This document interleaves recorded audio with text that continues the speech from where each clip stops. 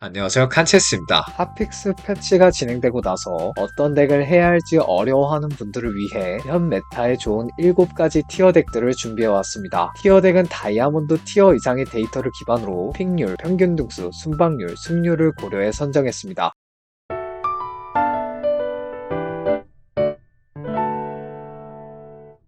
패치 후에 사기적인 성능을 보여줬었던 4코스트 유닛과 너무 큰 너프를 당해 사용하기 어려운 유닛을 핫픽스로 어느 정도 밸런스를 맞춘 상황입니다. 새로운 얼굴들이 많이 등장한 메타인 만큼 집중해서 봐주시면 되겠습니다. 먼저 첫 번째 티어 덱은 패치의 수혜를 가장 많이 받은 파수꾼 애쉬 덱입니다. 파수꾼과 저격수 시너지를 기반으로 애쉬를 메인 딜러, 노틸러스를 메인 탱커로 사용하는 운영 덱입니다. 높은 픽률에도 불구하고 안정적인 순방률과 평균 등수, 무난한 승률을 기록하고 있어 강추천 덱마크 주도록 하겠습니다. 4렙부터 저격수와 파수꾼을 기반으로 빌드업 해주시는 게 안정적입니다. 5렙에는 코그모 대신 세나와 아트룩스를 사용해 먹그림자와 홀령 시너지를 챙겨주시면 됩니다. 이때 AD템은 캐트리나 세나 둘 중 잘 붙은 유닛에게, 탱템은 가렌에게 넣어줍니다. 6렙에는 가렌을 빼고 쉔과 일라오이를 추가해 4홀령 시너지를 받아줍니다. 앞라인 유닛들이 잘 붙어줬거나 탱템이 많아 앞라인이 튼튼한 상황에서는 이런 식으로 4저격수를 사용해주시는 게 더 좋습니다. 7렙에는 아트록스를 다시 추가해줍니다. 먹그림자 시너지의 의미가 크지 않기 때문에 일라오이가 잘 붙었다면 사용해주셔도 좋습니다. 8렙에는 코그모 대신 애쉬와 노틀러스를 추가해 4파수꾼, 4저격수 시너지를 받아 조합 구색을 갖춰주시면 됩니다. 세트가 붙었다면 잭스 대신 사용해줍니다. 9렙에는 신드라를 추가해 피령과 비전 마법사 시너지를 받아주시면 최종 조합 완성입니다. 저격수 상징이 있는 경우엔 8렙의 저격수 유닛 대신 신드라를 사용해 필연과 비전 마법사 시너지를 챙겨주시면 되고, 9렙에는 신드라 대신 저격수 유닛 2를 추가해 6저격수 시너지를 받아 최종 조합을 완성해주시면 됩니다. 파수꾼 상징이 있는 경우 마찬가지로 8렙의 파수꾼 유닛 대신 신드라를 사용해주고, 9렙에는 신드라 대신 리산드라와 럭스를 추가해 4도작의 시너지를 받아주시면 조합이 완성됩니다. 시너지 밸류가 좋은 조합인 만큼 저격수 문장과 파수꾼 문장, 파수꾼과 저격수 유닛의 밸류를 높여주는 영혼의 수호자와 장거리 사격, 저격수의 캐리력을 높여주는 활의 수호자, 저격수의 집중 같은 밸류 좋은 유물 아이템을 얻을 수 있는 휴대용 대장간, 모두 다 좋은 진강체입니다. 두 번째 티어 덱은 현자 릴리아 덱입니다. 현자 시너지를 기반으로 릴리아를 메인 딜러, 모르가나를 서브 딜러, 노틸러스를 메인 탱커로 사용하는 운영 덱입니다. 매번 서브 유닛 포지션을 벗어나지 못했던 릴리아가 이번 패치로